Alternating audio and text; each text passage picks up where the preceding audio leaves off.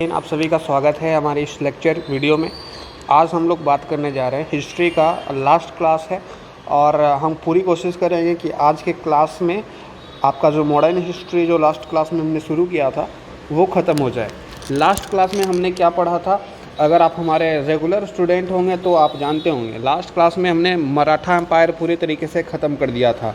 मैंने बताया था मराठा एम्पायर कैसे इतना बड़ा एम्पायर बना एंड साथ ही साथ मैंने ये भी बताया था कि मराठा एम्पायर ख़त्म कैसे हो गया।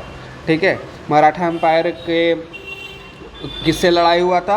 अंग्रेज़ों से। अंग्रेज़ों ने मराठा एम्पायर को पूरी तरीके से ख़त्म कर दिया।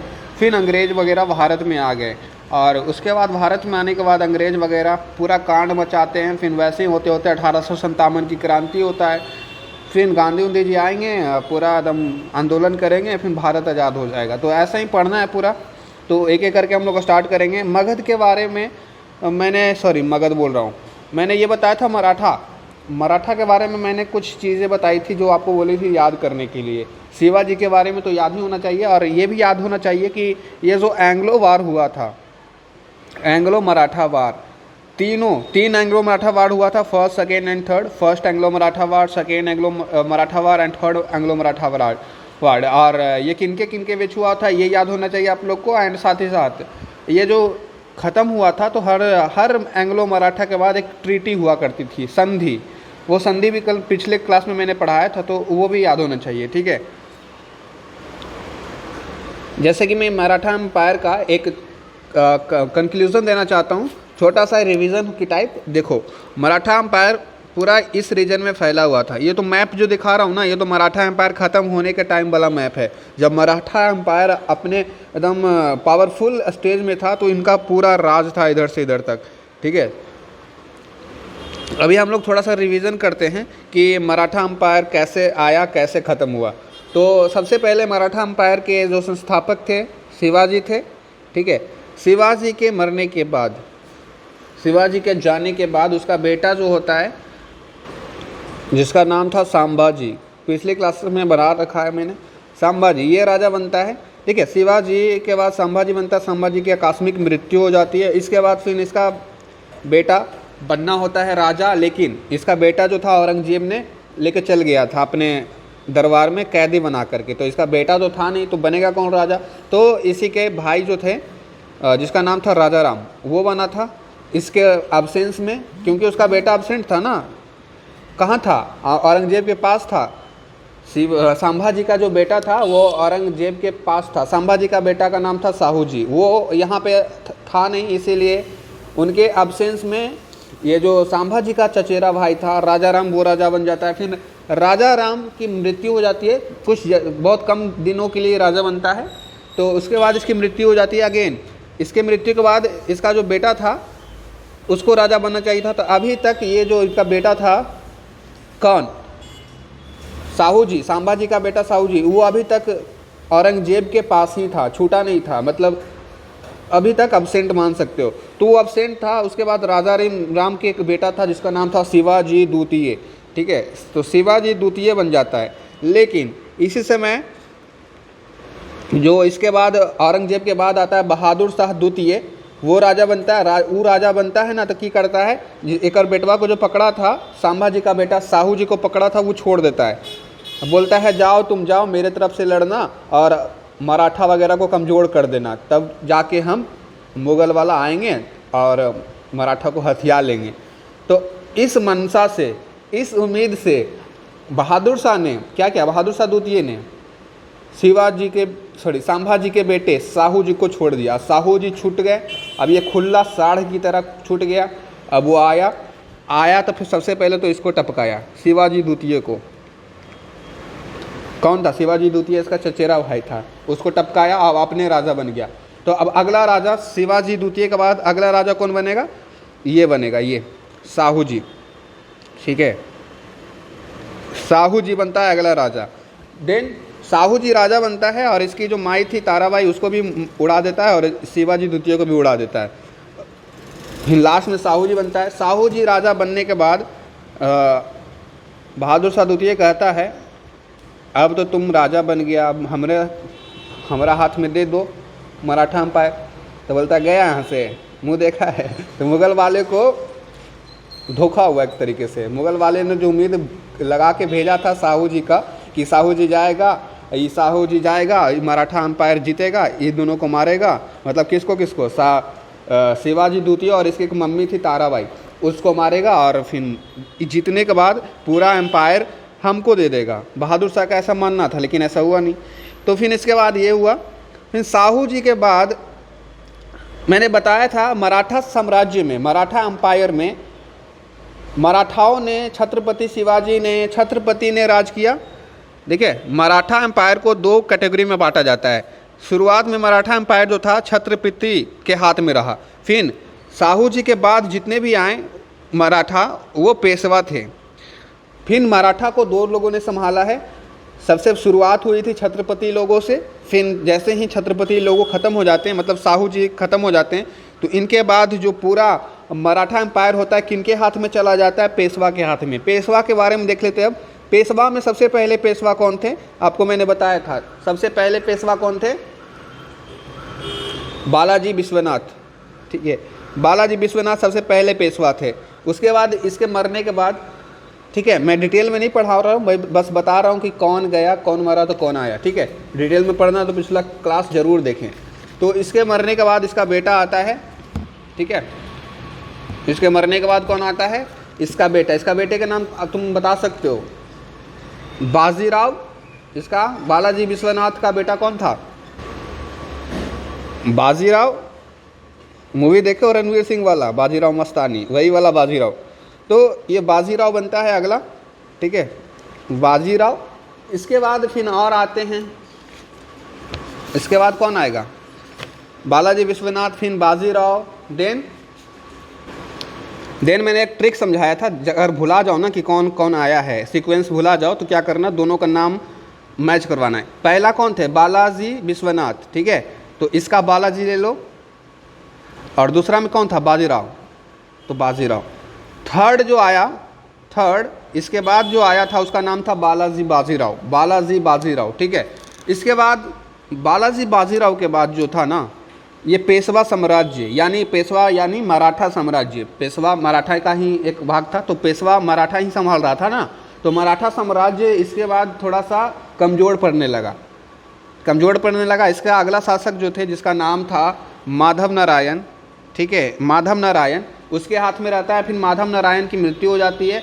ठीक है, माधव नारायण की मृत्यु हो जाती है, और इसका जो समय होता है काफ़ी कम समय के लिए बनता है, मतलब मात्र 7-8 साल के लिए ये राज करता है, तो बहुत कम समय के लिए बनता है, उसके बाद ख़त्म हो जाता है। फिर इसके बाद जो अगला आता है काफ़ी बकलोल रहता है, जिसका नाम रहता है माधव राव सेकेंड। ठीक है, माधव राव सेकेंड आता है। इसी के समय पे हुआ था फर्स्ट एंग्लो मराठा वॉर। ठीक है, फर्स्ट एंग्लो, इसका पीडीएफ में अपलोड कर दिया हूँ, अगर लिखना चाहो तो लिख सकते हो। मराठा वॉर इसी के समय में हुआ था। किनके बीच में हुआ था? माधव नारायण उधर से लड़ रहा था अंग्रेज खुद नहीं लड़ रहा था, अंग्रेज जो है अपना एक चमचा था, वो भी भारत का ही था, उसके कंधे पर रख के बंदूक चला रहा था अंग्रेज खुद नहीं लड़ रहा था, अंग्रेज भारत के लोग को एक पकड़ लिया और माधव नारायण से लड़वा दिया। देख रहे हो, अंग्रेज लोग बहुत चालाक था, शुरू से ही चालाक था यार, खुद नहीं लड़ता था, भारत के लोग, एक उसका नाम था पगला का रघुनाथ राव को पकड़ा अंग्रेजवन पकड़ लिया इसको लड़वा दिया किनसे जाके? पेशवा जो कौन थे उस समय के? माधव नारायण। अब रघुनाथ राव माधव नारायण दोनों के बीच में भीषण लड़ाई हुआ, जिसमें ये हार गए और एक संधि हुआ, ट्रीटी होता है, और ट्रीटी का नाम आपसे पूछा जाता है एग्जाम में। तो पहला ट्रीटी कौन सा था? ये वाला सीक्वेंस याद रहेगा, बाजीराव। ठीक है, बालाजी विश्वनाथ के बाद बाजीराव के बाद बाजीराव, फिर कौन आया? माधव नारायण। देन माधव नारायण के बाद माधव राव से क्या हो गया? लड़ाई हो गया अंग्रेजों का, लेकिन अंग्रेज खुद नहीं लड़ रहा था, अंग्रेज लड़वा रहा था। रघुनाथ राव अंग्रेज का चमचा था, चापलूसी करता था, उसी से लड़वा दिया।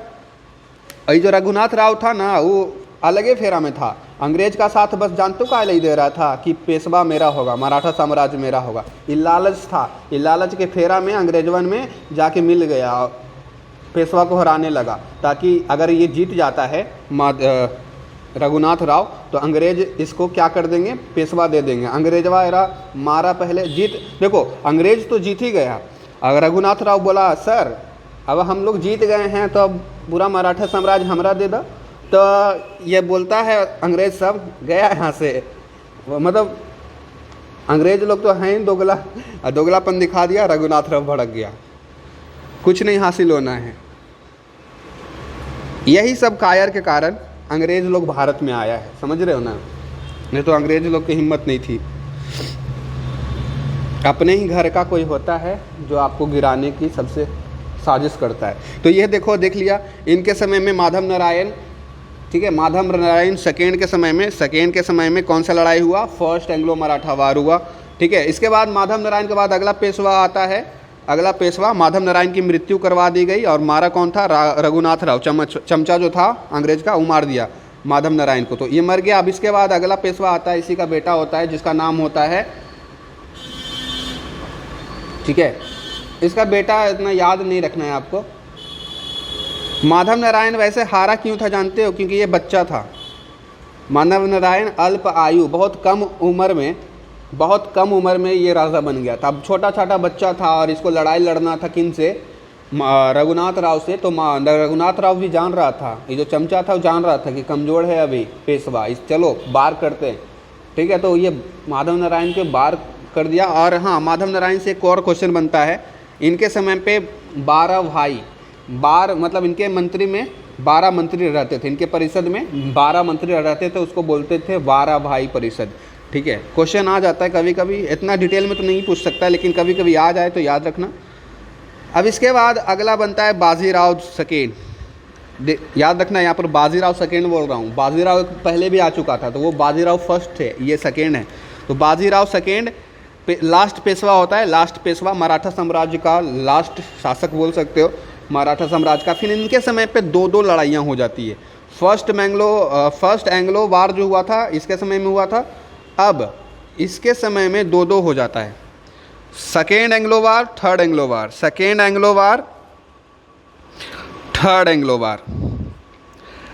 अब होपफुली इसमें भी रघुनाथ राव जीतता है। रघुनाथ राव मतलब अंग्रेज जीत जाता है, और अंग्रेज जीत जाता है तो दोनों में संधियां होती है। ये जो हुआ था किस संधि से समाप्त हुआ था, सालावाई की संधि, ट्रीटी ऑफ सालावाई।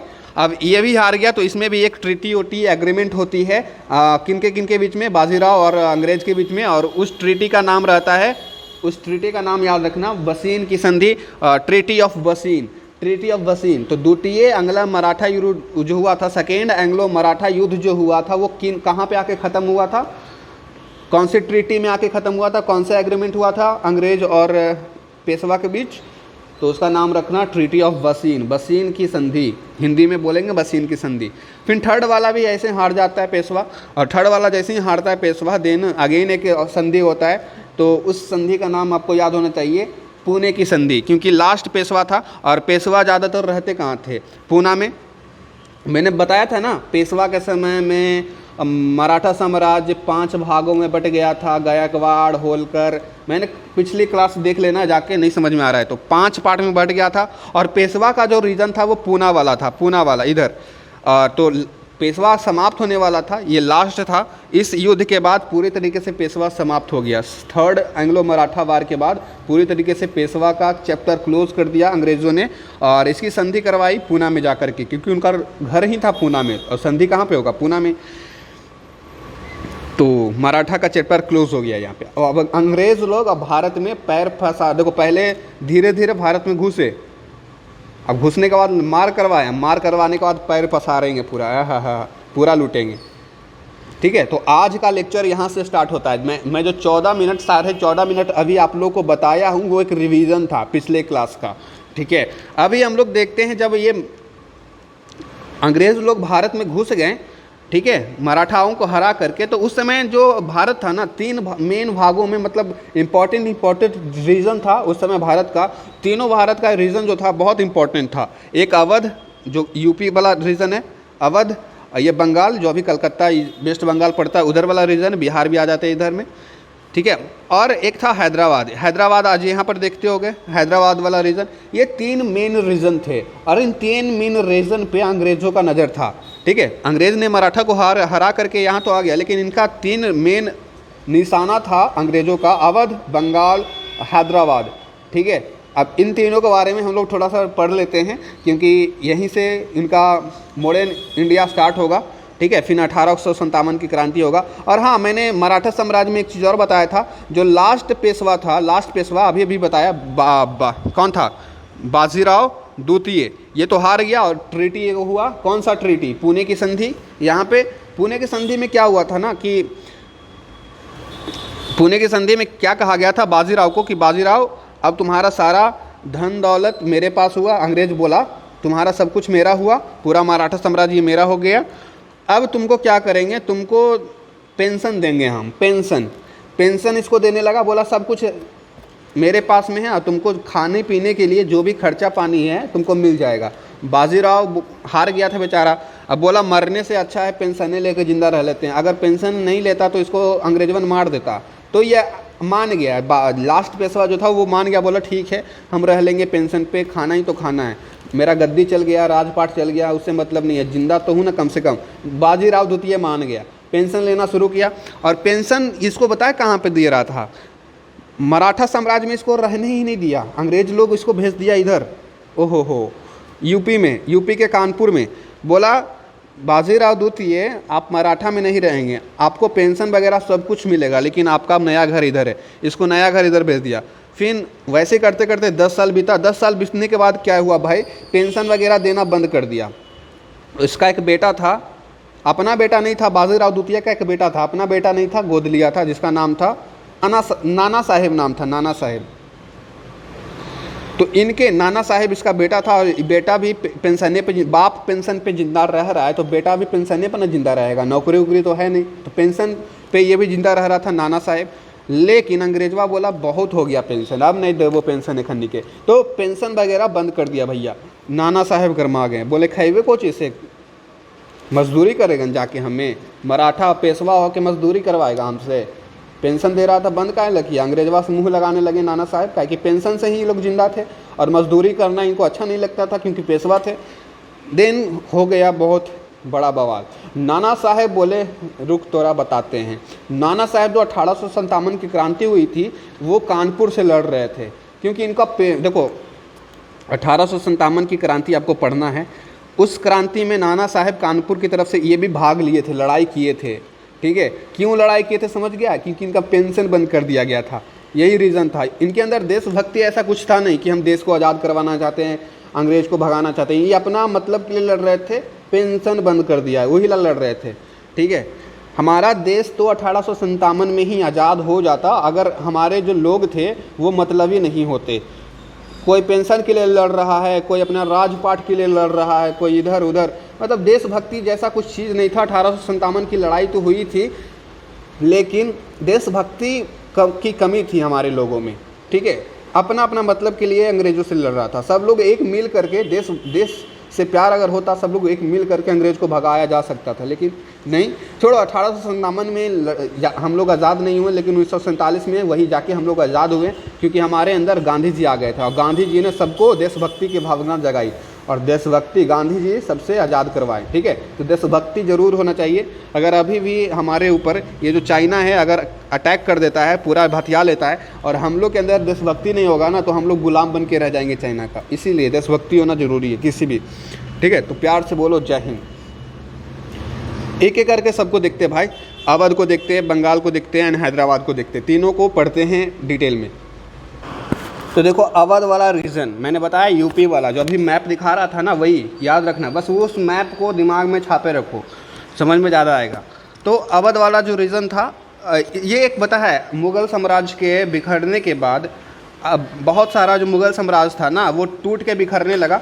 ऐसा नहीं था कि मुग़ल साम्राज्य पूरी तरीके से ख़त्म हो गया था, ठीक है। उनके पास थोड़ा बहुत रीजन अभी भी था। मैंने लेटर मुग़ल काल वाला वीडियो बनाया है, उसको देख लेना। तो क्या हुआ, जैसे ही ये सारी घटनाएं हुई, मराठा वगैरह मराए, मुग़ल वगैरह कमज़ोर हो गए, तो वो स्वतंत्र हो गए। बहुत सारा रीजन जो था भारत में, बहुत सारा भारत में रीजन था जो अपना अपना अलग राज बनाने लगा। उन्हीं में से 3 राज निकला, अवध, बंगाल, हैदराबाद। ये स्वतंत्र राज था, टूट के मुगल में मिला हुआ था, लेकिन ये स्वतंत्र हो गया उन लोगों से। अब एक नया बनाया जिसका नाम था अवध, बंगाल एंड हैदराबाद। तो अवध राज को देखते हैं। अवध राज्य की स्थापना किसने की थी? तो अवध राज्य का स्थापना 1722 में किया गया था और इसके संस्थापक थे शहादत खान। तो अवध राज्य की स्थापना शहादत खान ने की थी, ठीक है, शहादत खान ने। ये मुग़ल बादशाह, उस समय जो मुग़ल बादशाह थे और जिसका नाम था मोहम्मद शाह रंगीला, उस समय मुग़ल के मतलब जो मुग़ल अम्पायर था उसके एक बादशाह थे। उसी के समय ये घटना हुआ था कि मुग़ल से विद्रोह कर दिया और शहादत खान ने एक अपना नया राज्य बनाया जिसका नाम रखा अवध राज्य। 1722 की घटना है ये, ठीक है, ठीक है। इसकी राजधानी कहाँ पर बनाया? अवध की राजधानी लखनऊ। आज उत्तर प्रदेश की राजधानी क्या है? आज की बात कर रहा हूँ 2022 में। हाँ, तो अवध की राजधानी को भी लखनऊ ही बनाया था, ध्यान रखना। लखनऊ का कि बीचों बीच में पड़ता है इसलिए। और मैंने पिछले वीडियो में, मुग़ल वाले वीडियो में ये भी बताया था कि इनके समय पे, मोहम्मद शाह रंगीला के समय पे, नादिर शाह, एक नेपोलियन कहा जाता है एशिया एंड ईरान का। एशिया एंड ईरान का नेपोलियन किसे कहा जाता है? Option number A, B, C, D. Option number C में दिया रहेगा नादिर शाह। नादिर शाह को कहा जाता है। ये स्टैटिक जीके है, याद रखना, ठीक है। एशिया और ईरान का नेपोलियन इसको कहा जाता है। अब एशिया का इतिहास पढ़ोगे, ईरान का इतिहास पढ़ोगे तो पता चलेगा क्यों कहा जाता है। भारत का हम लोग से पढ़ने नहीं जा रहा, ईरान का इतिहास कौन पढ़े जाएगा? तुम ही सोचो ना भाई। तो जिनको पूछना है कि इसको एशिया का नेपोलियन क्यों कहा जाता है, या फिर क्योंकि खतरनाक आदमी था, बस इतना समझ लो। नादिर शाह आक्रमण करता है शहादत खां, इससे मतलब शहादत खां जो क्या करता है ना, नादिर शाह को उसका देता है। देखिए ना, मोहम्मद शाह जादू चल रहा है, जाके इसको मारिए। तो मोहम्मद शाह को नादिर शाह के मारता है, दिल्ली उल्ली दम पूरा लूटता है। फिर जैसे ही मोहम्मद शाह को मारने के बाद नादिर शाह लूट लेता है ना सामान उमान, पैसा उसा पूरा दम धन, उसके बाद आता है मिलने किससे? शहादत खान से। शहादत खान को लग गया कि आ रहा है हमको मारने का, है कि मोहम्मद शाह को तो मार ही दिया, ये हमरा से काहे मिलने आ रहा है। तो शहादत खान डर के मारे आत्महत्या कर लिए। नादिर शाह इससे मिलने आ रहा था, लेकिन इसको गलतफहमी हो गई कि हमको मारने आ रहा है, तो बोला ना कि उसके मरने से पहले हम अपने मर जाते। समझ रहे हो? डर के मारे अपना आत्महत्या कर लिया। अभी जब मरा शहादत खान, उसके बाद इसका जो बेटवा था, दो बेटा था। एक का नाम था सुजादू, और सुजादू यहाँ पर लिखा हुआ है सुजाउदौल्ला, ठीक है। और दूसरा का नाम था सफदर जंग। लेकिन ये बकलोल था और ये मतलब योग्य था। तो अगला शासक, मतलब अवध राज्य का अगला शासक कौन बनता है? सुजाउदौला। और सुजाउदौला बक्सर, बैटल ऑफ बक्सर के युद्ध में ये लड़ा था, क्योंकि ये यूपी वाला रीजन है। बैटल ऑफ बक्सर पड़ता कहाँ पे? बिहार में पड़ता है। तो ये बैटल ऑफ बक्सर में ये भाग लिया था। लेकिन बैटल ऑफ बक्सर 1764 में जो हुआ था, बैटल ऑफ बक्सर, उसमें ये भाग लिया था, ठीक है, तिलगुट सेना में। तिलगुट मतलब 3 सेना। बैटल ऑफ बक्सर में एक तरफ अंग्रेज थे और इधर से भारत की ओर से 3 टीमें लड़ रही थी। तो तिलगुट सेना समझते हो? 3 टीम की सेना। जैसे अभी तिलगुट सेना बनाना रहा है क्रिकेट टीम में, तो ऐसे नहीं होता है। इंडिया मेरे तरफ, इंग्लैंड मेरे तरफ और ऑस्ट्रेलिया मेरे तरफ, ये तीनों टीम हम लोग की तरफ, और बाकी 3 टीम दूसरे की तरफ। ग्रुप ए, ग्रुप बी, ऐसा करके 3 टीम का ग्रुप बन गया था तिलगुट सेना, ठीक है। और तीनों सेना मिलके बैटल ऑफ बक्सर में लड़ाई की। बैटल ऑफ बक्सर तुम भी लोग भी जानते हो कौन जीता था? अंग्रेज लोग जीते थे। फिर सुजाउदौला जैसे ही ख़त्म होते हैं, उसके बाद अगला शासक बनता है जिसका नाम तो उतना ज़रूरी नहीं है। उसका नाम होता है नवाब वाजिद अली शाह। ये जो होता है, इसको अंग्रेज लोग क्या बोलते हैं? गिरफ्तार कर लेते हैं। गिरफ्तार करने के बाद इनको क्या, इस पर झूठा मूठा आरोप लगा करके अंग्रेज़ लोग इसको क्या करते हैं? इनसे अवध छीन लेते हैं। अब अवध पे अधिकार किसका हो जाता है? अंग्रेज का। अवध किसके हाथ में चला गया? अंग्रेज का। अब अवध अंग्रेज हथिया लिया, अंग्रेज ने अवध को हथिया लिया। ये जो लास्ट वाला था ना, वाजिद अली शाह पर झूठा मूठा आरोप लगा दिया। अब बोला अवध में ऐसा ऐसा बात है, और अवध को हथिया लिया। अब किसके हाथ में चला गया अवध? अंग्रेज के हाथ में। अब इस बात से खफा हो गई उसकी पत्नी, ठीक है। उसकी पत्नी कौन थी? कौन थी? बेगम हजरत महल। पत्नी उसकी थी बेगम हजरत महल। बोली अवध तो मेरे पति का है, मेरे पति को गिरफ्तार कर लिया, झूठा मूठा इल्ज़ाम लगा के तुम अवध ले लोगे। बेगम हजरत महल गरमाई हुई थी, बोली मेरा पतियों को ले गया, गिरफ्तार कर लिया और मेरा अवध भी छीन लिया। बेगम हजरत महल भी 1857 में लड़ जाती है। तो मैंने बताया यहाँ पर सब मतलबी लोग थे। नाना साहब को पेंशन के लिए लड़ाई लड़ रहे थे 1857 की लड़ाई, और बेगम हजरत महल लड़ाई क्यों लड़ रही थी? अवध के लिए। कोई देश के लिए लड़ ही नहीं रहा था यार, सब अपना अपना मतलब था। तो यहाँ पर याद रखना 1857 में अवध की ओर से कौन लड़ाई लड़ रही थी? बेगम हजरत महल। ये भाग ली थी 1857 की लड़ाई में, ठीक है। और बक्सर के युद्ध में शुजाउद्दौला, मैं बैटल ऑफ बक्सर पढ़ाऊंगा, अभी तुमको समझ में आएगा, ठीक है, डिटेल में पढ़ाएंगे। उसके बाद हैदराबाद को देखते हैं थोड़ा सा। हैदराबाद, इसकी स्थापना 1724 में हुई। देखो अवध की स्थापना 1722 में हुई थी। 2 साल बाद एक और टूटा, मुगल के हाथों से एक और हिस्सा गया, एक रीजन गया और एक नया राज्य बना जिसका नाम था अवध। सॉरी अवध नहीं, हैदराबाद। हैदराबाद 1724 में बनता है और इसके जो संस्थापक थे निज़ामुल मुल्क, ठीक है, निज़ामुल मुल्क। और ये भी मोहम्मद शाह रंगीला से ही टूट के बना था, नया नया बना था, न्यू फॉर्मेशन हुआ था। और इसी के समय पे भी पूछा जाता है कि जब हैदराबाद नया राज्य बना, स्वतंत्र राज्य बना, तो बताइए उस समय मुग़ल शासक कौन थे? तो मोहम्मद शाह थे। हैदराबाद हो या अवध हो, उन समय जो मुग़ल शासक का नाम पूछ लेता है तो मोहम्मद शाह याद रखना, ओके। फिर देखो 1725 में मराठा पेशवा बाजीराव फर्स्ट ने हैदराबाद पर आक्रमण किया था। पालखेड़ा के युद्ध में निज़ाम पराजित कर दिया। ये वाला जो है ना, मराठा साम्राज्य में मैंने पढ़ाया था कि मराठा साम्राज्य के जो पेशवा थे बाजीराव प्रथम ने इन पे क्या किया था?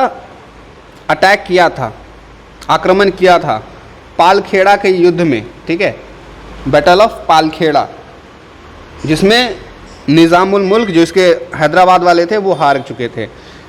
तो मराठा में मैंने उसको डिस्कशन किया था। उसके बाद इसमें एक ज़रूरी चीज़ ये है, हैदराबाद से बस ये याद रखना कि निज़ामुल मुल्क इसके संस्थापक हैं। हैदराबाद किसने बनाया था? निज़ामुल मुल्क ने। और हैदराबादियों का एक और भी बहुत पुराना किस्सा है।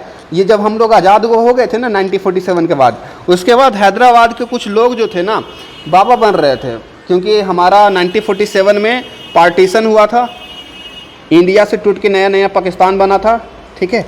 पाकिस्तान का जो मैप कुत्ता के जैसा दिखता है वही वाला पाकिस्तान। तो इंडिया पाकिस्तान का विभाजन 1947 में हो गया था। उस समय हैदराबाद जो था अलगे दुनिया में था, मतलब सपना देखने का भी एक हद होता है यार। हैदराबाद बोल रहा था हम पाकिस्तान में रहेंगे, भारत में हमको मन ही नहीं लग रहा है, हमको पाकिस्तान भेजो। तो बताओ, हैदराबाद भारत के बीचों बीच पड़ता है और पाकिस्तान इन्ने है, कैसे? मतलब हैदराबाद को पाकिस्तान कैसे भेजें? अरे हैदराबाद ज़मीन है, कोई गाड़ी पीपी नहीं है कि चला दिया हैदराबाद, उठाओ यहाँ से उठा के इधर पटक दो पाकिस्तान में। ऐसा डिमांड था हैदराबाद वालों का कि मुझे भारत में रहना ही नहीं है, भारत हमको अच्छा लगता ही नहीं, हमको पाकिस्तान से प्यार है, पाकिस्तान में हम जाएंगे। अब बिहार वाला तुम लोग वीडियो जो देख रहे हो तुम लोग बोलोगे पाकिस्तान में जाना चाहते हैं, भारत बहुत ख़राब जगह है। अब बताओ बिहार कोई खिलौना है कि इधर से उठा के उधर पटक देंगे? तो बेतुका था। और उस समय जो सरदार वल्लभ भाई पटेल थे, आयरन मैन ऑफ इंडिया इनको कहा जाता है, सरदार वल्लभ भाई पटेल, उन्होंने बहुत ख़तरनाक इंसान थे।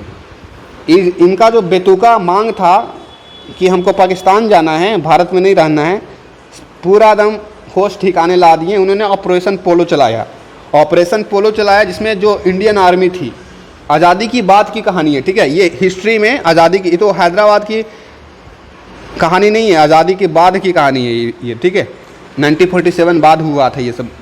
तो ये ऑपरेशन पोलो चलाया सरदार वल्लभ भाई पटेल ने। पूरा भारतीय सेना ने कुछ के मारा था भाई, बहुत मारा था। जो कह रहा था मुसलमान, हमको आज भी देखते होगे मुसलमान लोग, कुछ होता है जो बोलता है भारत में ये है वो है, भारत में नहीं रहेंगे, हमको पाकिस्तान जाना है, तो वैसे इंसान को बहुत मारा, कुछ के बहुत मारा था। पाकिस्तान में मिलने वाला ही था।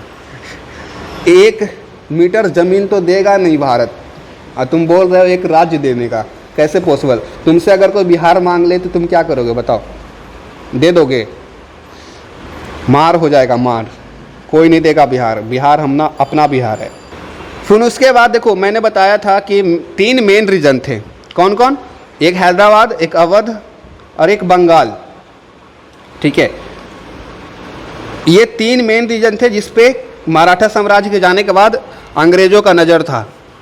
ये तो अवध को मैंने बताया कि अवध जो है, अवध अंग्रेज हथिया लिया था और उसमें एक पत्नी थी जिसका नाम था बेगम हजरत महल। वो 1857 में लड़ाई लड़ती है इसी कारण।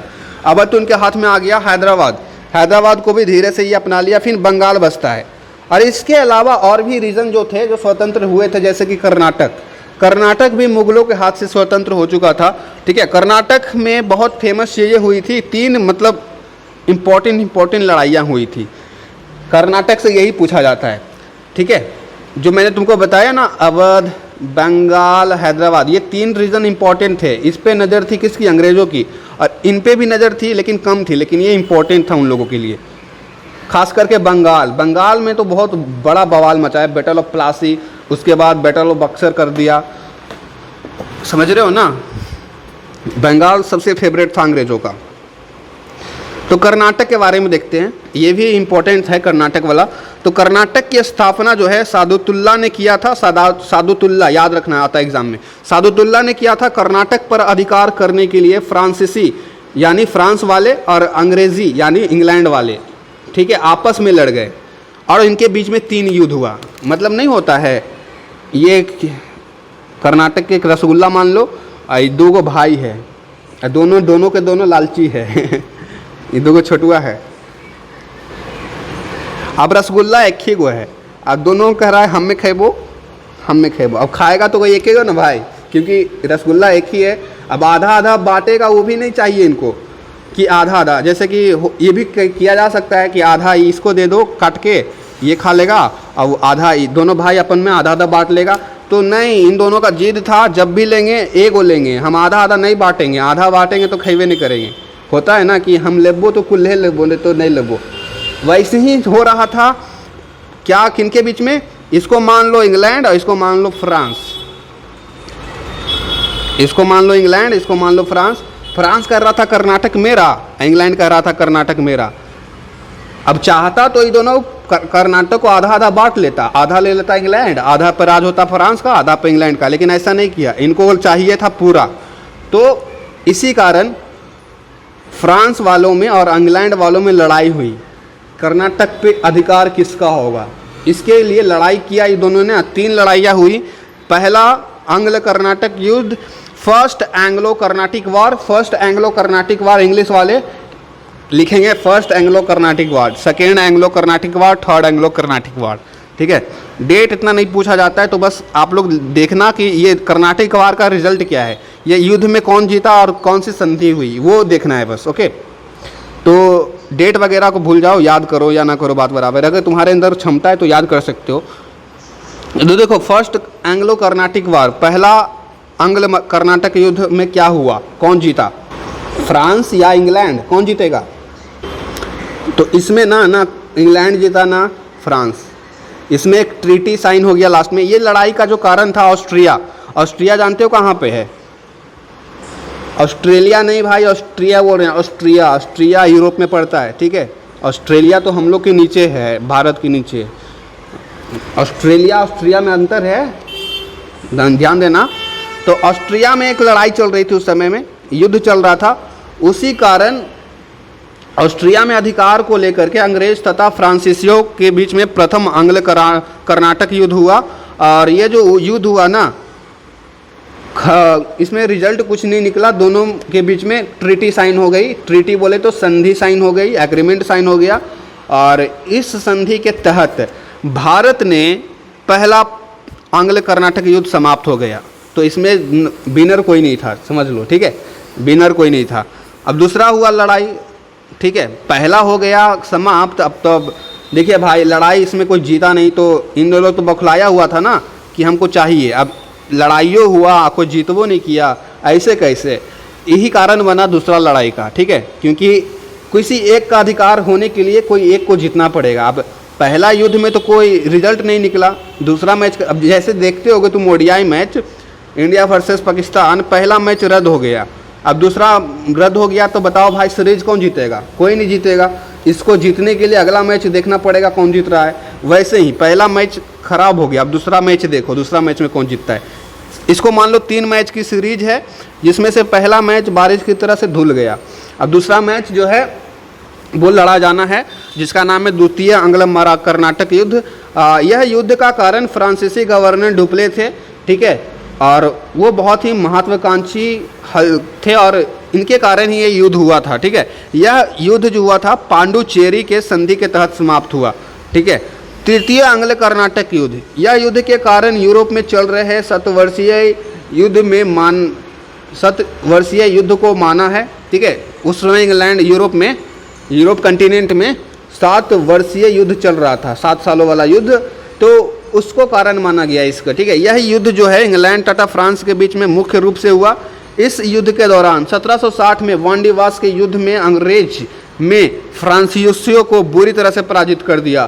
तो अंग्रेज जो थे इंग्लैंड वाले विनर बने और सीरीज किसने जीता? इंग्लैंड ने जीता, ठीक है, फ्रांस हार गया। इसी युद्ध के दौरान 1760 में वांडीवास के युद्ध में बला बला बला और भारत ने फ्रांसीसी सत्ता लगभग समाप्त हो गई। इसके बाद एकदम सुपड़ा साफ कर दिया अंग्रेज़ों ने फ्रांसीसियों का। अब कर्नाटक पे किसका अधिकार होगा? फ्रांसीसी का कि अंग्रेज़ों का? अंग्रेज़ों का, ठीक है। तो अंग्रेज़ यहाँ पर अधिकार कर लेते हैं और यह युद्ध 1763 में पेरिस के संधि में समाप्त हुआ है। तो सबकी संधियाँ याद रखना, ठीक है, कौन से ट्रीटी में सब खत्म हुआ पूछ लिया जाता है। तो पहला कौन था? एलास्पा की संधि, पहला एलास्पा की संधि, इसमें ये खत्म हो गया। दूसरा जो था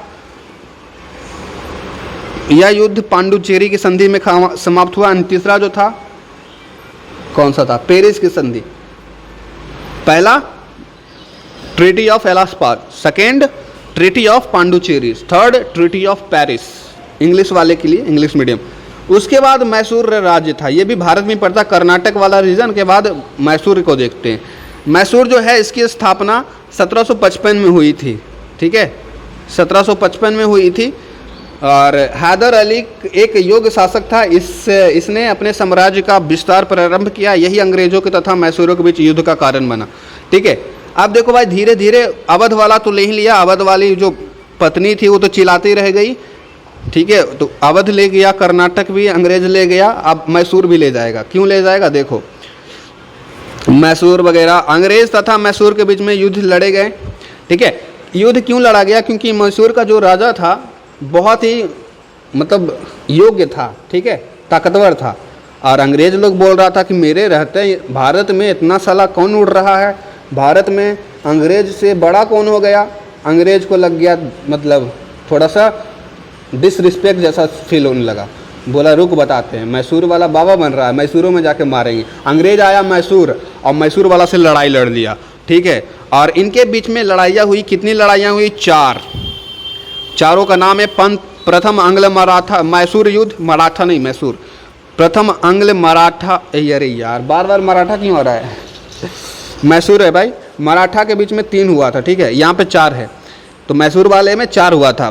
प्रथम आंग्ल मैसूर युद्ध, द्वितीय आंग्ल मैसूर युद्ध, तृतीय आंग्ल मैसूर युद्ध, चतुर्थ आंग्ल मैसूर युद्ध, ये 4 लड़ाइयाँ लड़ी गई थी, ठीक है। अब मराठाओं में 3 लड़ाई लड़ी गई थी और कर्नाटक में 3 कर्नाटिक वार हुआ था। मैसूर वार कितना हुआ? 4। ये भी कोई संधि से ख़त्म होगा, ठीक है। तो सबका संधि एक बार देख लो, उससे ज़्यादा एग्जाम में आएगा नहीं। पहला जो लड़ाई था अंग्रेज वर्सेस मैसूर वाले, तो अंग्रेज जीतेगा कि मैसूर, ठीक है। इसमें हैदर अली जो था, युद्ध में हैदर अली विजयी रहा, ठीक है, और ये हैदर अली जीता और एक संधि किया। उस संधि पूछा जाता है एग्जाम में, उसका संधि का नाम है मद्रास की संधि, ट्रीटी ऑफ मद्रास, ठीक है। लेकिन ट्रीटी ऑफ मद्रास में कुछ एग्रीमेंट हुआ था दोनों के बीच में, जिसमें हैदर अली ने क्या किया ना, उसको फॉलो नहीं किया, ट्रीटी एग्रीमेंट को ठुकरा दिया, मतलब तोड़ दिया, वादा किया, वादा निभाया नहीं। इसी के कारण बना अंग्रेज बोला साला दोगला, मैसूर वाला दोगला, दूसरा कर दिया मार, बोला अब दूसरा लड़ेंगे। दूसरा युद्ध हुआ, ठीक है। इसमें भी यही टीपू सुल्तान वगैरह लड़े थे। टीपू सुल्तान का नाम सुना है, बचपन में बहुत देखा होगा रानी लक्ष्मीबाई के साथ, तो वो मैसूर के रहने वाले थे। तो इस युद्ध का कारण अंग्रेज द्वारा हैदर अली के क्षेत्र में पौंडीचेरी पर अधिकार करना था, ठीक है। इस युद्ध में हैदर अली मारा गया, जो इसके संस्थापक थे वो मर गया, और उसका बेटा हैदर अली का बेटा था टीपू सुल्तान युद्ध में आगे बढ़ाया। यह युद्ध बिना किसी निर्णय, मतलब कोई नहीं जीता। सेकेंड वाला जो वार था ना, मैसूर वार, उसमें ना तो टीपू सुल्तान जीता और ना ही अंग्रेज, ठीक है। और एक संधि हुई जिसका नाम है श्रीरंगपट्टनम की संधि, ट्रीटी ऑफ श्रीरंगपट्टनम, ठीक है। और इसमें ख़त्म होता है। फिर सॉरी यार, ट्रीटी बोलते हैं यार, ये तो थर्ड वाला का था। सेकेंड वाले में याद रखना कौन सी संधि थी, मैंगलोर की संधि, बेंगलोर नहीं मैंगलोर, ठीक है। तो मैंगलोर की संधि, ट्रीटी ऑफ मैंगलोर, ये ख़त्म हुआ। फिर थर्ड वार होता है। थर्ड वार में टीपू सुल्तान बाप का मरने का बदला लेता है और तीसरा युद्ध लड़ता है, ठीक है। लेकिन टीपू सुल्तान पराजित हो जाते हैं, हार जाते हैं, और एक संधि करते हैं जिसका नाम है श्रीरंगपट्टनम की संधि, ओके। चौथा होता है, चौथा में इस युद्ध में पूरी तरीके से मैसूर हार जाता है, पूरी तरीके से। इस युद्ध में टीपू सुल्तान मारा गया। देखो टीपू सुल्तान ने 3 लड़ाइयाँ लड़ी, एक ये और एक ये, ठीक है। तीनों में हारा है, और लास्ट वाले में तो मारा गया, ख़त्म कहानी। लेकिन टीपू सुल्तान ने कोशिश करना कभी नहीं छोड़ा। पहले में हारा फिर भी लड़ा, दूसरे में हारा फिर भी लड़ा, और तीसरे में भी लड़ा, लेकिन मारा गया, ठीक है। तो मैसूर क्षेत्र पे अब अंग्रेज़ों का अधिकार हो गया। अब मैसूर किसके हाथ में चला गया, अंग्रेज़ों के हाथ में चला गया भैया, ठीक है। तो टीपू सुल्तान की ऐसी ही मृत्यु हो जाती है, अंग्रेज हथियार लेते हैं, मैसूर भी इनके हाथ में चला गया, पंजाब भी देखो उनके हाथ में चला जाएगा। ऐसे करते करते सब ये ले लेंगे अंग्रेज़ वाले, पूरा अंग्रेज फिर भारत पे राज करेगा, ठीक है। टीपू सुल्तान से एक बहुत बड़ा कहावत फेमस है। टीपू सुल्तान कहा करते थे, 100 दिन के गीदड़ के जीवन से अच्छा है कि एक दिन का शेर के, मतलब शेर का जीवन जीना, समझ रहे हो। 100 दिन के गीदड़ के जीवन से जीने से अच्छा है एक दिन शेर बन के जीना, समझ रहे हो। शेर थे हमारे टीपू सुल्तान। उसके टीपू सुल्तान रानी लक्ष्मीबाई से मिलते रहते थे, ठीक है। उसके बाद पंजाब राज्य, पंजाब राज्य के जो संस्थापक थे, इसकी स्थापना सुकरचिया मिसल के राजा रंजीत सिंह ने किया था। तो इसके संस्थापक का नाम याद रखना, उससे ज़्यादा तुमसे पूछेगा नहीं, ठीक है। फिर पंजाब में ये जो रंजीत सिंह थे, फिर ये भी मर जाते हैं, और ये देखो मर जाते हैं, रंजीत सिंह की मृत्यु हो जाती है 1809 में। फिर अगला शासक बनता है खड़क सिंह। पंजाब वालों का नामो रहता है वैसा ही, खड़क, ओहो, खड़क सिंह अगला राजा का बनते हैं, ठीक है। और ये जो है ना अपना प्राइम मिनिस्टर, खड़क सिंह राजा बनने के बाद इनका एक प्राइम मिनिस्टर था, जिसको प्राइम मिनिस्टर को बोलते हैं वजीर, पुराने ज़माने में वजीर बोला जाता था। तो खड़क सिंह ने अपना एक वजीर बनाया, नाम था ध्यानचंद। लेकिन ध्यानचंद बहुत ही खतरनाक इंसान था। ध्यानचंद ने अपने शासक खड़क सिंह को ही मरवा दिया। खड़क सिंह के मरने के बाद इनका जो बेटा था वो अगला शासक बनता है। बेटा का नाम था नैनीहाल। तो खड़क सिंह का बेटा नैनीहाल बनता है, और नैनीहाल भी क्या करता है, बाप जो गलती किया था वही कर दिया। नैनीहाल भी अपना प्राइम मिनिस्टर किसको बना देता है, ध्यानचंद को। अब ध्यानचंद इसको भी मरवा देता है। अब नैनीहाल भी मर गया, ठीक है, 1844 में। इसके बाद अगला शासक बनता है शेर सिंह। शेर सिंह जो था उसकी मृत्यु बहुत जल्द हो गई 1844 में। इसके बाद जो है अंग्रेज लोग देखने लगे पंजाब कमज़ोर पड़ गया है, चलो यही मौका है हमला करने का। पंजाब पे आता है, मार के हमला कर देता है। इसने 2 युद्ध लड़ाया गया, ठीक है। पंजाब में इन्होंने 2 युद्ध लड़ा, ध्यान रखो, याद रखना। कर्नाटक में 3 युद्ध लड़ा गया था, मराठा के साथ 3 युद्ध लड़ा था अंग्रेजों ने। मैसूर में अभी अभी देखा 4 युद्ध, एंड पंजाब में 2 युद्ध। First Anglo Punjab war, second Anglo Punjab war, प्रथम एंग्लो पंजाब युद्ध, सेकेंड, ठीक है। ये किस संधि में समाप्त हुआ था, वेरवेला की संधि, ठीक है। और दूसरा जो था कौन से संधि में समाप्त हुआ था, ठीक है। फिर दूसरा युद्ध में पूरी तरीके से पंजाब वाले को पूरी तरीके से हराता है कौन, अंग्रेज वाला। और हराने वाला कौन था, डलहौजी। डलहौजी अपने नहीं लड़ रहा था, इसका एक सेनापति था जिसका नाम था चार्ल्स नेपियर। ये लड़ाई किया और पूरे तरीके से पंजाब को हराया। और इसके बाद से ही पंजाब किसके हाथ में चला गया? अंग्रेज़ों के हाथ में। और एक बहुत बड़ी किस्सा है कोहिनूर का हीरा। कोहिनूर का हीरा इसी समय पंजाब से छीन करके इंग्लैंड की रानी को दे दिया गया। ठीक है, तो भारत का कोहिनूर का हीरा कहाँ गया? इंग्लैंड के पास, क्योंकि अंग्रेज लोग जीत गए। जीतने के बाद हीरा अंग्रेज़ों के पास नहीं जाएगा, तो इंग्लैंड भिजवा दिया कुरियर करके। ठीक है, इसके बाद से ये पूरे अधीन हो गया, पंजाब अंग्रेज़ों के अधीन हो गया।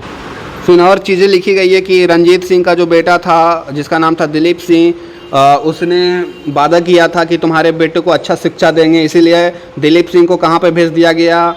दिलीप सिंह को लंदन भेज दिया गया पढ़ने के लिए। और इसकी माता को पेंशन दिया गया कितना? 48,000 का। ठीक है, पेंशन वगैरह। फिर ऐसे ही ख़त्म हो गया कहानी पंजाब का भी, पंजाब पे भी। तो इतने सभी पे, पंजाब हो गया, कर्नाटक हो गया, अवध हो गया, मैसूर हो गया, सब पे किसका राज? वन एंड ओनली अंग्रेज़ों लोग का। ठीक है, अब 18 देखते हैं बंगाल वालों का भी क्या हाल है। बंगाल राज्य, बंगाल राज्य की स्थापना जो है मुर्शद कुली खान ने किया था। ये क्वेश्चन आया हुआ है, ध्यान रखना। बंगाल राज्य की स्थापना किसने? तो अवध की याद रखना, बंगाल का याद रखना, और साथ ही साथ हैदराबाद, निजामुल मुल्क। ठीक है, अवध के कौन थे बताना, अभी भी पढ़ाया था, शुरुआत किया था अवध से ही ना, तो बताना तुम लोग कमेंट करिए। बंगाल का, वैसे बंगाल राज्य की स्थापना मुर्शिद कुली खान ने किया था। इन्होंने अपनी राजधानी मुर्शिदाबाद बनाई थी। ठीक है, इसकी संस्थापना मुर्शिद ने किया और राजधानी मुर्शिदाबाद बनाया। ठीक है, बट इनकी मृत्यु जो होती है 1727 में हो जाती है। फिर इनके बाद इनका सक्सेसर अगला शासक बनता है। ठीक है, शुजाउद्दीन, लेकिन ये भी मर जाता है। उसके बाद अगला बनता है अलोवर्दी खान, वो भी मर जाता है 1756 में। ठीक है, फिर फाइनली एक वो आता है बहुत बड़ा जिसका नाम है सिराजुद्दौला। कंफ्यूज नहीं होना, शुजाउद्दौला सिराजुद्दौला दोनों अलग अलग नाम है। देखो तो ध्यान से सुनो, सिराजुद्दौला, सिराजुद्दौला, सिराज, और वहाँ पे था सुजाऊ, सूझ गया। यहाँ पे सिराज है, वहाँ पे सुजाऊ है, तो सिराजुद्दौला सुजाउद्दौला अलग है। यही दिनों देखो मैंने बताया था ना, 3 गुटिये सेना अंग्रेज के खिलाफ जो लड़ाई लड़ा था बैटल ऑफ बक्सर में, वो इंडिया की तरफ से एक तो मुगल लड़ रहा था सुजाउद्दौला, ये तीनों मिल करके एक इंग्लैंड से लड़ रहा था। अब इंग्लैंड लोग के पास गन वगैरह था, हम लोग के पास तलवार था। बताओ गन वाला जीतेगा कि तलवार वाला? अब भाई गन वाला कितना दूर से मारता है, ठाई, ख़त्म कहानी है। तलवार चलाने के लिए तुमको उसके पास जाना पड़ेगा। जब तक तुम उसके पास जाओगे उधर से अंग्रेज तुमको ठाई ठाई उड़ा देगा, समझ रहे हो? तो हमेशा जो है गन वाला जीतेगा, तलवार वाला कैसे जीत सकता है? तुम ही सोचो ना यार, बेसिक सा लॉजिक है। तो बैटल ऑफ बक्सर इसी कारण हारा गया था, क्योंकि हमारे पास उतना टेक्नोलॉजी नहीं था। सिराजुद्दौला का एक अपना ही कहानी रहा है, बहुत बड़ा इतिहास है इनका। सिराजुद्दौला जो थे ना, अगेन में ये बहुत बड़े शासक थे बंगाल के। ठीक है, और इनका जो था ना आपस ही घर में ही, जैसे कैसा होता है हम लोग के घर में ही मन मुटाव चलते रहता है, तो इनका भी अपने परिवार में एक कौन थी, किसका नाम था? घसीटा बेगम। परिवार में एक आदमी थी घसीटा बेगम, इससे विवाद चलते रहता था। अब देखो घर में तुम लड़ाई लड़ोगे, कोई तीसरा आके तुम्हारा फ़ायदा उठा लेगा। अब इसी का फ़ायदा उठा लिया अंग्रेज़ क्या किया, बंगाल में अपना एक किला बनाना शुरू किया। ठीक है, चुपके से सिराजुद्दौला को पता नहीं था। अंग्रेज़ लोग अपना एक बनाया, पूरा अच्छा महल बना रहा था, किला। सिराजुद्दौला को जैसे ही पता चलता है, अचानक से सिराजुद्दौला क्या करता है, उस किला पे हमला कर देता है। अंग्रेज़ लोग पगला गए, ये क्या कर दिया, अचानक से किया था। देखो अंग्रेज लोग चोरी छुपे किला बना रहे थे, और सिराजुद्दौला भी थोड़ी कम थोड़ी था, ये भी बता के थोड़ी नहीं किया, ये अचानक कर दिया। अब अचानक किया तो ऑब्वियस सी बात है यार, प्रिपरेशन तो करके बैठा नहीं होगा इंग्लैंड वाला, गोली बंदूक रखे नहीं होगा। इसी कारण क्या हुआ, किला वगैरह तोड़ ताड़ दिया। फिर क्या हुआ, 146 लोगों को पकड़ लिया, जो किला बना रहा था उस सभी को पकड़ लिया, और 146 को एक छोटे से, ठीक है, घर में कैद कर दिया। छोटे से घर में कैद कर लिया, जिनमें से 123 लोगों की मृत्यु हो गई। 146 लोग को कैद किया था, 123 लोग मर गए, मात्र 23 ही बच पाए। एक छोटा सा, बहुत छोटा सा कमरा था और एकदम बहुत काला था, और सबको ठूस ठास के वो छोटा सा रूम में भर दिया। 146 लोग को हटा दिया उतना छोटा रूम में, सोच सकते हो। जिसमें से 123 मर गया ना, 23 बचा, और 23 बचा जिसमें से एक इतिहासकार था। आगे चल के ये कहानी अपने हिस्ट्री बुक में लिखता है कि ऐसे ऐसे हुआ था मेरे साथ, और इस घटना को कहा जाता है ब्लैक होल। ठीक है, इस घटना की जानकारी एक इतिहासकार हॉर्नेवल, ये उस 46 में से एक इंसान ये भी था जिसको ये कैद किया गया था। हॉर्नेवल एक इतिहासकार था, ठीक है, और इसको क्या किया था, सिराजुद्दौला ने उस कमरा में बंद किया था। होपफुली ये इसका जान बच गया, फिर आगे वापस जाता है अपना यूरोप में एक किताब लिखता है, इतिहास लिखता है, उसमें बताता है कि ऐसा ऐसा घटना हुआ था। तो इसकी जानकारी हमको कहाँ से मिलती है, हॉर्नेवल की किताब से। इस कहानी को ब्लैक होल घटना कहा जाता है, याद रखना, ब्लैक होल घटना। ठीक है, उसके बाद सिराजुद्दौला जो है, सिराजुद्दौला को हराने के लिए मद्रास के जो गवर्नर थे लॉर्ड क्लाइव बंगाल आया। ओके, उसने सिराजुद्दौला के सेनापति जाफर तथा कोषाध्यक्ष वित्त मंत्री, ठीक है, फाइनेंस मिनिस्टर का राय दुर्लभ से मिला लिया, मतलब आपस में मिला लिया। ये जो लॉर्ड क्लाइव था, सिराजुद्दौला के जो सेनापति था मीर जाफ़र और कोषाध्यक्ष, इसको अपने तरफ कर लिया। 23 जून 1757 में बंगाल राज्य में हुगली नदी, ये पूछता है कौन सा नदी, हुगली नदी के किनारे बैटल ऑफ प्लासी लड़ा गया। कौन सी नदी के किनारे, हुगली नदी के किनारे। कब लड़ा गया, डेट भी याद रखना चाहिए, पूछ लेता है, 23 जून 1757 में। ठीक है, अगेन इस लड़ाई में क्या हुआ, इस युद्ध में सिराजुद्दौला मीर जाफ़र के कहने पर युद्ध से पहले ही लौट रहा था, जिस रास्ते में हत्या कर दी गई। मतलब देखो, मैंने यहाँ पर क्या बोला, इसका जो सेनापति था मीर जाफ़र, उसको मिला लिया था कौन, इंग्लैंड अपने में। तो मीर जाफ़र क्या करता है ना, सिराजुद्दौला को बोलता है, सिराजुद्दौला को ऐसा नहीं पता था कि किसके तरफ से मीर जाफ़र लड़ रहा है। मीर जाफ़र अंग्रेज़ की तरफ से लड़ रहा था। सिराजुद्दौला कहता है, शासक साहब, राजा जी, बैटल ऑफ प्लासी में लड़ना सही नहीं होगा, वापस लौट जाइए। और सिराजुद्दौला मीर जाफ़र पे काफ़ी भरोसा करता था, वो बेचारा वापस जा रहा था रास्ते में और पीछे से बार कर दिया। सोच सकते हो, इसका जो सबसे ज़्यादा भरोसा करता था मीर जाफ़र पे, वही धोखा दे दिया। ये जानबूझ के ये साजिश थी, अंग्रेज़ की और मीर जाफ़र दोनों की मिली भगत थी। इसी कारण सिराजुद्दौला की मृत्यु हो जाती है, ठीक है, बैटल ऑफ प्लासी में। और ये मीर जाफ़र ऐसा कर क्यों रहा था, मीर जाफ़र बंगाल का नवाब इसको बनना था, इसीलिए अंग्रेज़ लोग का साथ दे रहा था। इसीलिए शर्त था कि शर्त के अनुसार मीर जाफ़र को बंगाल का नवाब बना दिया गया। उसके बाद इस ऐसी तरीके से ये कहानी ख़त्म हो गई। अब बंगाल पे कौन राज करेगा, मीर जाफ़र राज करेगा। मीर जाफ़र का एक बेटा आता है जिसका नाम होता है मीर कासिम, ठीक है, मीर जाफ़र का बेटा मीर कासिम राज करता है। और साथ ही साथ ये किसके अंडर में काम करेगा, अल्टीमेटली इंग्लैंड का चमचा था ये सब दोनों, तो इंग्लैंड के अंदर में काम करता था।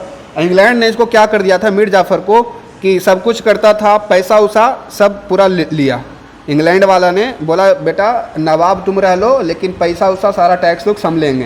पूरा पैसा लूटते जाता था इंग्लैंड वाला, पूरा इससे पैसा चूसा है इंग्लैंड वाला एकदम। लेकिन मीर कासिम जो मीर जाफ़र जो था, फिर देखा यार पैसा उसा हमारे अकाउंट में ख़त्म हो जा रहा है, इंग्लैंड वाला को कुछ करना पड़ेगा। तो मीर जाफ़र इंग्लैंड के खिलाफ बगावत कर दिया, बोला नहीं दे वो पैसा, पैसा है ये नहीं, कहाँ से दें। इंग्लैंड वाला बोला दे पैसा, तुमको नवाब हम बनाए ही लाना कि हमको पैसा देगा, और इधर से बोल रहा पैसे नहीं है, कहने से दें। इंग्लैंड वाला गरमाया, बोला तुम नहीं रहेगा अब राजा, तुम बकलोल है, भग। इसको अपना चमचावा को हटा करके एक नया राजा चुना जिसका नाम था मीर कासिम, नया राजा मीर कासिम। और मीर कासिम जो है अगला बना, फिर ये भी क्या है, इसके किसके अंडर काम करेगा, इंग्लैंड के अंडर ही ये भी काम करेगा। फिर मीर कासिम जो था ना, थोड़ा सा इसका दिमाग सही था, मतलब अच्छा था, अपना बाप जैसा नहीं था, मीर जाफ़र जैसा नहीं था, ये थोड़ा सा दिमागीदार आदमी था। क्या किया ना, ये अपना राजधानी बदल दिया। ये आ गया, बोला कि हम बंगाल में रहबे नहीं करबो, बिहार चलबो। बिहार आ गया, बिहार के मुंगेर में ये अपना राजधानी बना दिया। और बिहार में मुंगेर में आके पिस्तौल वगैरह बनाने लगा, क्योंकि ये इसको पता था अंग्रेज़ों से लड़ना है तो पिस्तौल होना चाहिए, कितना लाठी पैना से मारेंगे, इधर से हम लाठी पैना चलाएंगे, उधर से धाएँ धाएँ मार के उड़ा देता है। तो भाई मीर कासिम थोड़ा दिमाग लगाया कि इससे लाठी पहना तलवार से लड़ाई नहीं होगा, बंदूक तो चाहबे करिए, आके फैक्ट्री खोल दिया। अब ये इसके कारण जो था कौन, अंग्रेज सोचा अरे बाप रे बाप, मीर कासिम की कर लो हा, पूरा दम इंग्लैंड वाला बोला जल्दी जल्दी रोको रोको, नहीं तो बहुत बड़ा बवाल हो जाएगा। भारत के लोगों को बंदूक, अगर इनके हाथ में बंदूक आ गया तो अंग्रेज पूरा साफ हो जाएगा। अंग्रेज लोग डर गया, बहुत बड़ा कदम उठा लिया मीर कासिम।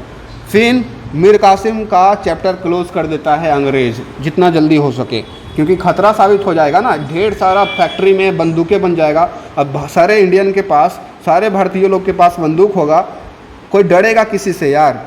सोचो ना, अभी तुम्हारे हाथ में बंदूक दे देंगे ना, तुम्हारे आसपास वाले जो पड़ोसी लोग हैं सब तुमसे डर के रहेंगे। तुम्हारे घर में अगर बंदूक मिलता है सब तुमसे खफा हो जाएंगे, बंदूक में इतना पावर होता है। इसी कारण अंग्रेज मीर कासिम की यह नीति पसंद नहीं आई। अंग्रेज़ों ने मीर कासिम को हटा करके मीर जाफ़र को पुनः बंगाल का नवाब बना दिया। मतलब बेटा को हटा करके फिर से बाप को बनाया, समझ रहे हो? पहले बाप को बनाया, बाप ने अंग्रेज़ों की बात नहीं मानी, बोला पैसा उसा नहीं है कैसे दे, तो पापा को हटा के फिर किसको बनाया, बेटा को, मीर कासिम को। और मीर कासिम बंदूकें बनाने लगा, तो बोला ये तो बाप्पो से खतरनाक है। फिर मीर कासिम को हटा के फिर से उसी को बना दिया, पगला को, मीर जाफ़र को, ठीक है। फिर बैटल ऑफ बक्सर होता है। इसके बाद देखो, इसके बाद मुंगेर वगैरह में बंदूक वगैरह बनने लगा। बैटल ऑफ प्लासी मैंने पढ़ा दिया, बैटल ऑफ बक्सर देखो। बैटल ऑफ बक्सर बिहार में ही पड़ता है, बिहार का मैप देखो वो गूगल पे, तो बक्सर किधर पड़ता है, बिहार में। तो बैटल ऑफ बक्सर कब हुआ था ये क्वेश्चन तो आता है बहुत बार, 1764 में हुआ था, ठीक है। यह बंगाल का जो उपदस्त नवाब था,